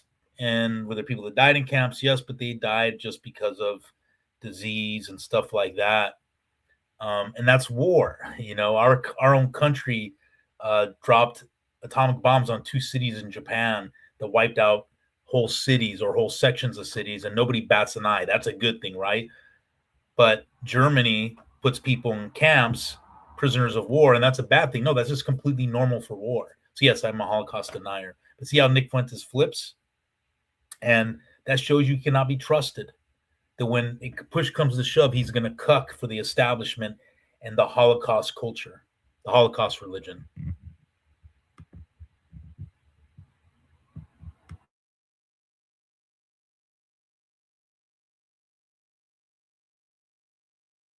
Fuentes, okay, whatever you want to do with that. Other issues is that, of course, Nick was there on January 6th. He told everybody to go in, and he's the only one who didn't get arrested. That's where a lot of people pinpoint where they think he flipped and became an informant. I actually think he might have been groomed from the beginning, and they picked him up, and then they realized, wait, this is one of our guys. I don't buy that this guy was ever real. I'm just going to tell you guys that right now. And they did a good job. Good act. Good show. Good show. Had me thinking maybe he was real for a while. I was following him. He was following me, by the way. He went and unfollowed me, of course, but who cares? I don't care. Towards the Capitol, it appears we are taking the Capitol. Keep marching and don't relax, never relax. Break down the barriers and disregard the police. They should live in fear of the American people. A lot of the leaders didn't go down, but a lot of the useful idiots that went in, they did go down. Boldface like that. And some people may say, well, what about you? Nobody that was with me went in the building because I had the good sense to say, whoa, that's a bad idea. So just like I said on January 6th to the people, and everybody says, well, you told them to go in. That's rhetoric. I said, oh, we're in the we're on the Capitol lawn, like we took control of the city, blah blah blah. You know, but the people that were with, nobody that was with me went in. Everybody says you told them to go in. Really? Yeah, you did. And actually, people that were with him did go to jail. Let's pull that up, huh?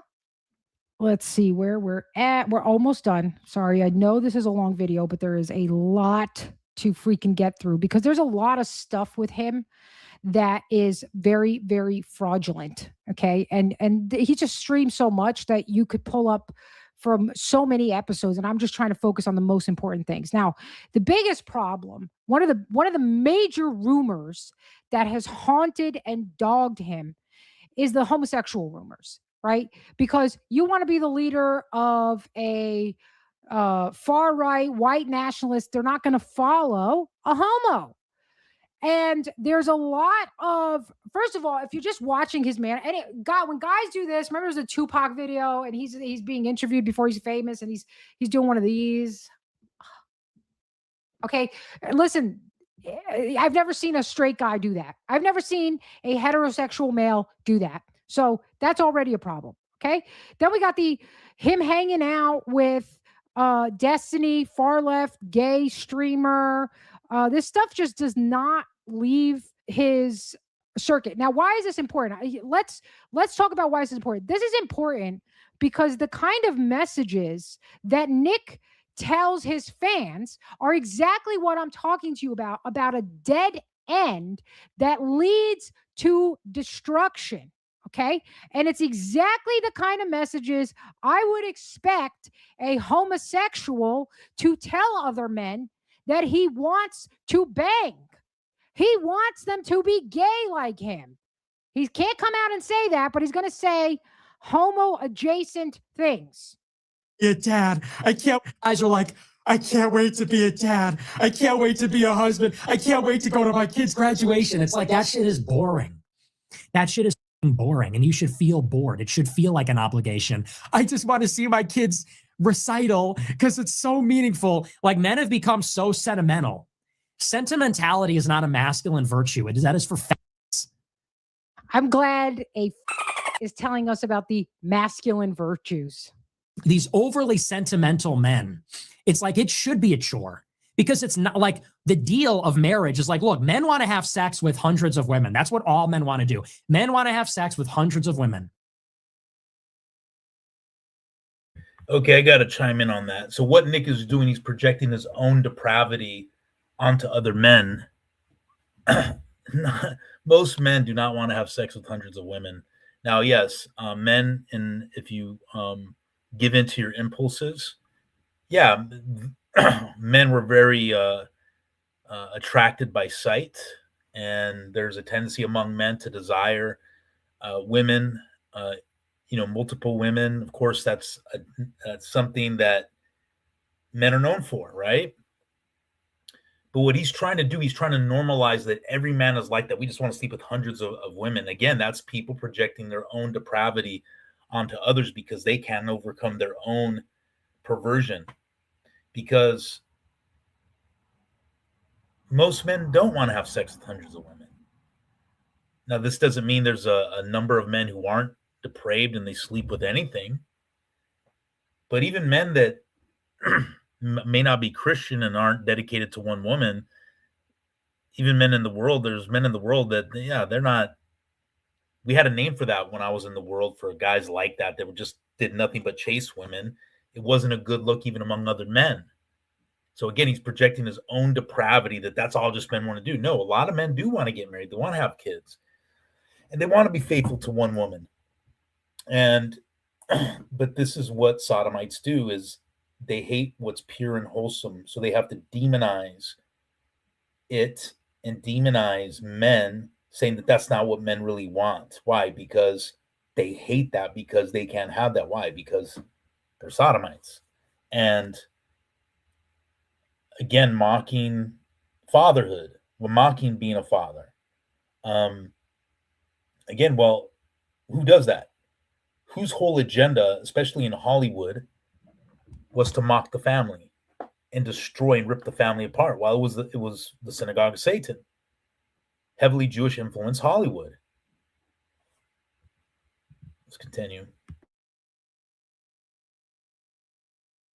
Not you, apparently. Also, he's a Catholic, but now he's pushing degeneracy. No problem. And men want to live alone. Men want to live alone and have sex with hundreds of women. And what happens is you have sex and you have... No, men don't want to live alone. This guy's a moron. I mean, and they even do studies like married men have better well-being when they're older than unmarried men, single men that live alone. So men don't want to live alone. Like maybe there's obviously in a period of your life when you're younger, yeah. When you get older, you love having a wife, yes, there's struggles in being married and difficulties, but ultimately there's nothing like coming home to somebody. So this guy, again, he's lying. It's because that's not what he wants. It's not what he's going to have, because likely there's evidence that he is a faggot. Okay, I'm sorry. I mean, it just is what it is. So again, he's projecting his own perversion, his own lack of virtue onto other men. Plenty of men love being fathers, love that's what they want to do. They want to grow up and get married and have kids. And yes, of course, being a man, you get tempted at times, but that doesn't mean you give in. It doesn't mean that's what you want to do.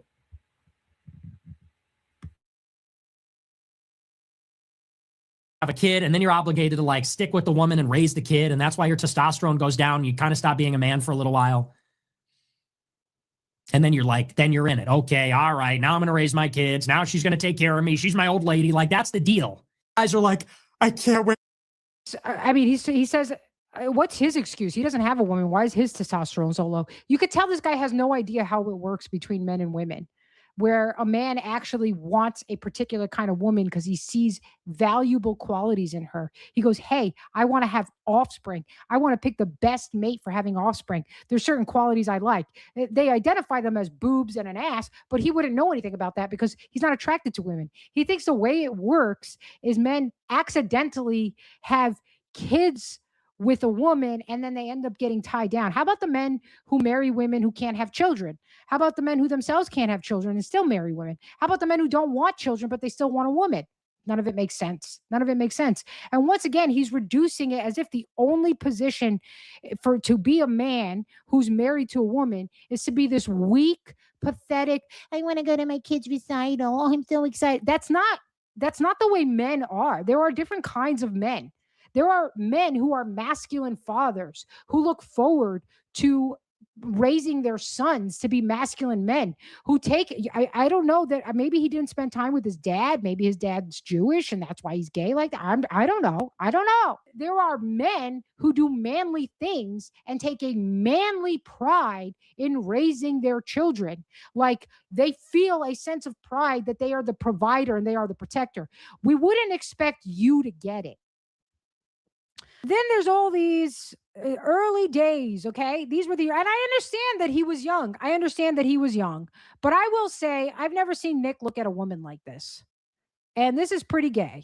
And there's a lot of stuff pointing to Nick liking trans porn. He followed a big known transgender on Twitter, Pariah Doll. He was caught liking trans porn. He was caught watching gay trans porn. And have a great rest of your evening.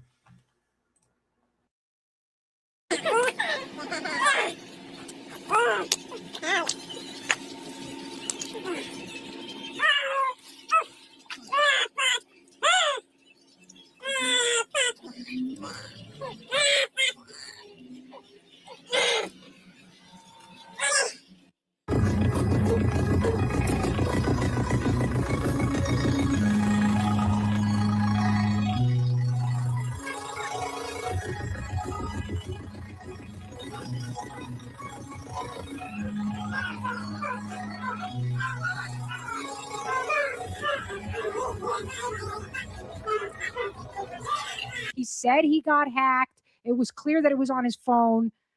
There's just a lot. There's a lot, guys. So that I did watch it. The guy was also wearing a bracelet. I never wear a bracelet. If you zoom in, he was wearing a gold bracelet. I never wear a gold. So that's how also the guy appeared to be black or something. He had like brown skin. He doesn't have a hitchhiker's thumb. Anyway, I did a little forensic as well. Always talks about who's taller. So I'm taller. Yeah, he's clearly taller. Well, Nick's 7 foot. I'm only like 6'5". You're walking on the curb right now. You're walking. You're walking on the curb. So, me and Nick were hanging out last night. We come home. Yeah, everyone always talks about who's taller. So I'm taller. Yeah, he's clearly taller. Isn't that sweet? Just two young men in love. That's flirting, guys. That's clear as day flirting. You can't fake that. That's not just friendship. I've seen guys, I know young guys, Zoomers in their 20s, they like to do this thing when they make a lot of gay jokes and fake, but this is clear. This is like, I'm in love. And you guys don't know who this is. This is a well-known gay pornographer. He made gay porn, gay streaming. There's videos of him doing that. This is who the company that Nick Fuentes was keeping. Cool story, bro. Cool story. Okay. A lot of stuff just damaging his credibility. There's no reason people should be following this guy at all. Here he is with Destiny. Here we go. $10. You are a gay man who exclusively. Yes, let's fucking go. That's why we love him. That's why we love this guy. Surrounds himself with other young gay. Let's try this again. Sorry about this, George. Go down here. Children. Well, they're hotter. Yes, let's fucking go. That's why we love Men, many of whom are openly pedophiles. Based? Jack sent $5. And Remember that's Super Shadow based. with the name White Fly Guy or That's why we love. Let's watch that again. $10. You are a gay man who exclusively surrounds himself with other young gay men, many of whom are openly pedophiles. Based? So he just tries to play it off like, oh yeah, I'm going to lean into this. So very suspicious, guys. Very suspicious. Unquestionably loyal cultists who will give me money and dox hillbillies. Because hillbillies are the true dissident right. That's why. He's got a real disdain for the working class man. Real disdain. And I love how in the previous video where he's talking about, that should be boring, like going to your kid. Yeah, Nick mocks poor white people. He mocks people who live in the rural areas. I mean, you see his disdain. I mean, again, the guy's nothing more than a metropolitan Chicagoan. And obviously, like you said, he does not work to make his money. He's a talker. He's an orator. He is a linguistic, and this is what the Jews are known for and how they make their money. So, I mean, Nick is big time spiritually Jewish. His recital. Yeah, I agree. That's boring. I don't. Why would that be? But what is the alternative? Living in a multicultural, multiracial city where you get Uber Eats and you go to a gay club with your friends, going to a club. There was that club that they all went to. Nobody looked like they were having fun. Wasting your youth. So he's pretty much telling young men to throw away their lives. He's no different than the feminists who tell the women, have fun, don't have kids, don't get married. That's so boring. What are you going to do? Be a housewife? Go be a whore. He's no different. No different. This guy is basically the male version of Sarah Stock. Walking around, pretending to be a Catholic virgin, waiting for marriage, and banging dudes secretly. No different. No different. These guys are all cut from the same cloth. One of the things we often hear, when I say this is, oh, but he's done so much. So the question I have for you is, what has he really done? The big thing is, he brought this conversation to a mainstream audience. He red-pilled some people. There's no question about that. The question is, did he red-pill more people than he turned off? And is he being set up as a symbol of what it means to be an American nationalist who understands the hold that Jewish power has on our country? Because then anybody who starts talking about this is going to be compared to him. And look at the way he's treated in the mainstream media as a pariah, as a racist, a misogynist, an anti-Semite. They make him into a villain. The point of that is so that when anybody says and raises these points, which are valid arguments, they will be automatically tied to the most extreme, ridiculous caricature and then be dismissed, or what I think is coming, a rounding up and arresting, because these are dangerous terrorists who are going to enact violence. Bolshevik Revolution 2.0. I'm telling you that the ultimate end game is a massacre of American Christians, like real ones. I'm not talking about the evangelicals who are there singing Kumbaya, my Lord, as they blow up a school full of Iranian schoolgirls. The other aspect, aside from this sort of like abysmal image of what our points are, which are actually very valid points, the other really important aspect is to corral these young men who have a lot of energy right now, who are rightfully very angry about the state of the world, the state of their country. And it's to make them feel like something's being done, because here's this mainstream guy and he's talking about it. Look, we're talking about it. Did you see how he ratioed Mark Levin? And they're talking about our points on mainstream media. See, guys, we're doing something, but nothing actually changes. No candidates who have run on an anti-Israel platform have won outside of the crazy Muslims, right? The Ilhan Omar's, right? She didn't even run on that platform. You have not had one white Christian male who specifically cited Israel as a problem, cited racial issues, racial displacement, cited the immigration problems, and has won any political power. So you are effectively no better than before Fuentes came up on the mainstream, except now everybody could talk about it and tweet about it, which is fun, but it doesn't really change that you're headed towards a path of destruction for your country and your people. This is a Pied Piper. He makes you feel just like Trump. Remember how Trump made us feel something's being done? They ran the Q side. Just trust the plan. We got Dan Bongino in there. We got Kash Patel.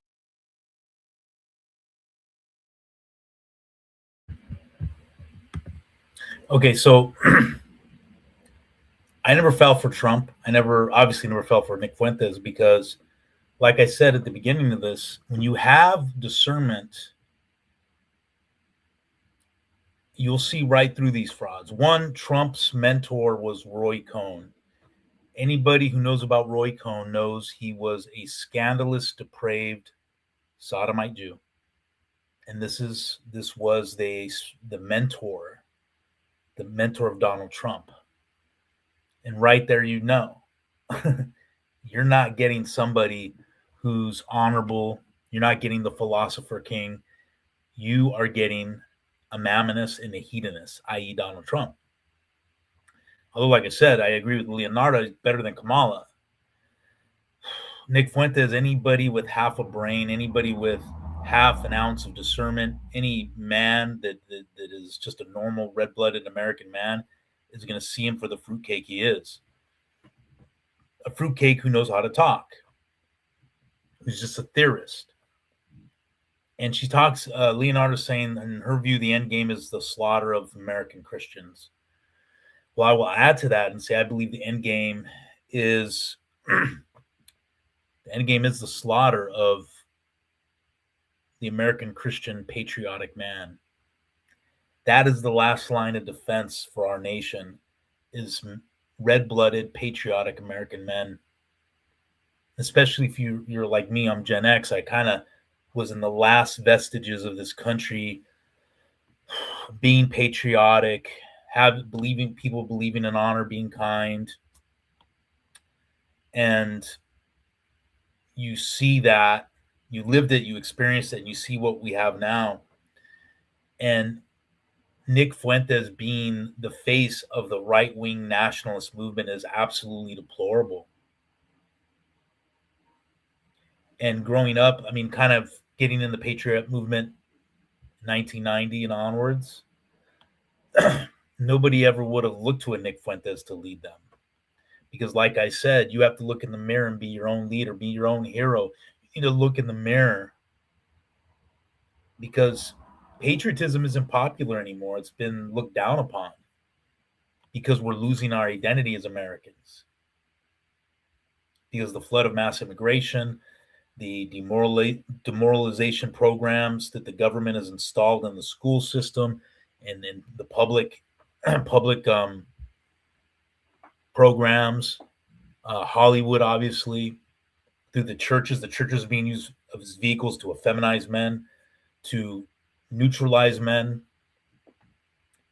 And I do believe the end game is to slaughter not really necessarily American Christians only, but American Christian men who are patriotic and love their country and are not just waiting for some stupid rapture. Let's continue.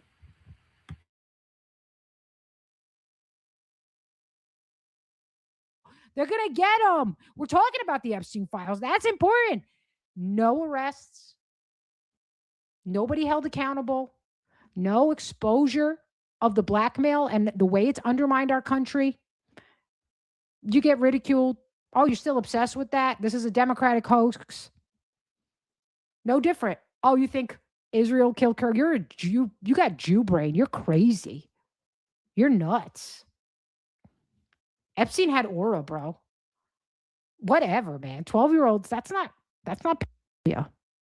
We're in a phenomenon right now. And it's really important that you guys understand you can't fall for these things, because we're trying to get free of exactly this personality type. This is what we are already ruled by.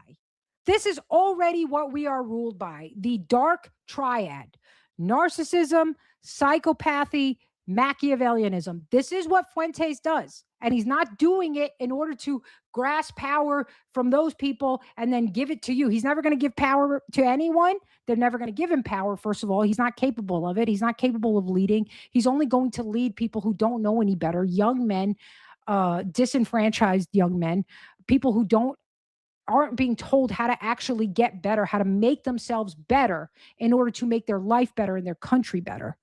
We're going to sit here and we're going to think. If you guys want to think deeply about the problem and create a new mental model of bro, what are you even saying, man? What are you even? Oh, I'm too dumb to understand it. Nope, I'm too stupid. I'm a woman after all. I've got a smaller brain than men. This is true.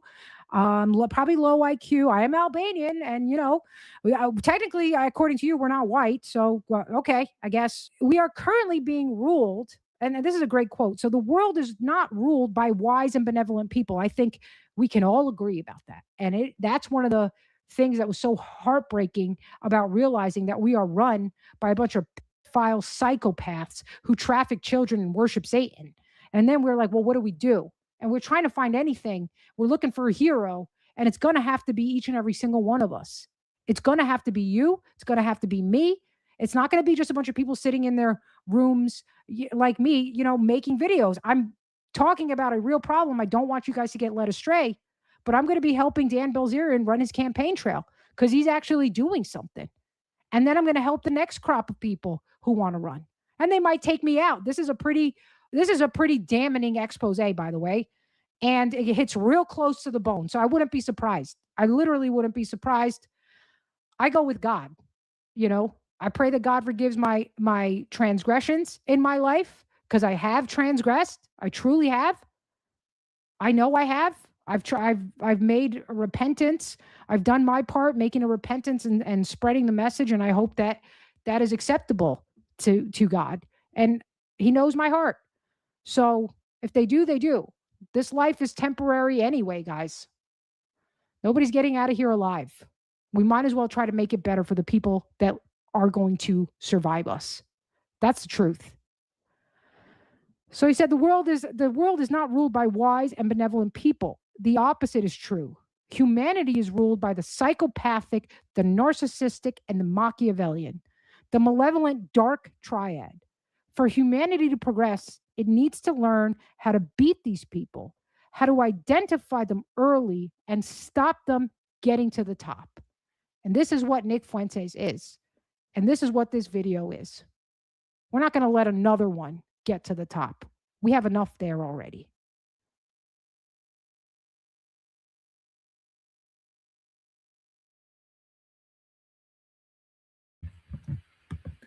There it is.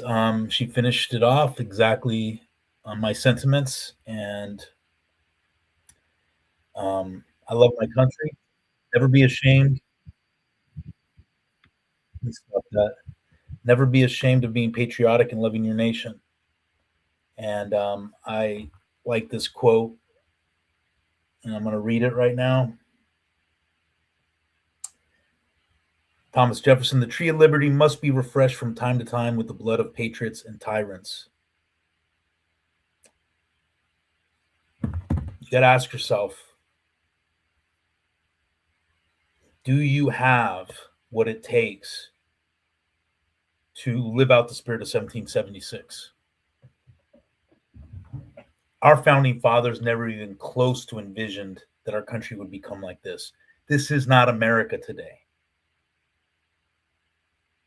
It is natural and godly for men to be patriotic for their country. Patriarchy. You have to look within yourself because, like she said, and this is what a lot of people don't think, leaving this country, making it better for the next generation.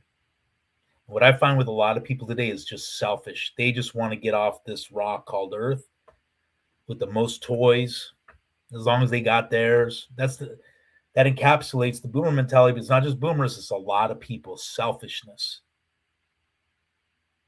But do I have what it takes to make the sacrifice to make this nation better for the generation that comes after you? Because there is no rapture coming for you, for your kids or grandkids. They're going to have to live on this place. And do you want it be running roughshod with third world immigrants, run by the synagogue of Satan, endless wars, exorbitant gas prices and rent prices, food prices, jobs getting shipped overseas, AI doing a lot of jobs, companies using cheaper workers in Colombia and all these countries? It's up to you. It's up to me. Anyways, hail Christ, hail victory, and hail America.